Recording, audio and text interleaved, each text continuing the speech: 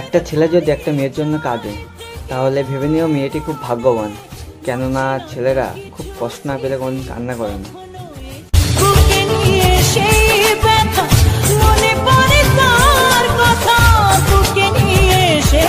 আরেকটা কথা কি, খালি মেয়ে সুখ খুঁজেন না, দেখা আপনার কাছে যে বিয়ে দিল ভাইয়া সুখে মেয়ে আপনাকে ভুল ধারণা দেখা যায় সুখ কিরণ দেয় না। আমি ওরে ভালোবাসতাম, তুই আমারে ভালোবাসতাম, আপনারা যদি দিয়ে দিতেন, আমি কইছি আমি প্রতিষ্ঠিত হইলে আমি আপনার মেয়ের বিয়ে করবো। আপনারা কথাটা বুঝেন নাই, আপনারা আপনার মেয়েটা সরাই দিলেন, আমার থেকে সরাই দিলেন।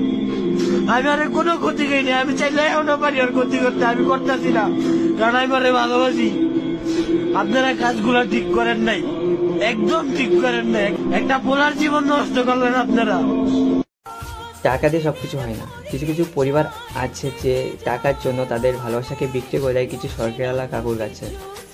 তারা এটা ভাবে যে টাকা পেলেই তাদের মেয়েরা খুব সুখে থাকবে, কিন্তু না, টাকায় সত্যিকারের ভালোবাসা কেনা যায় না।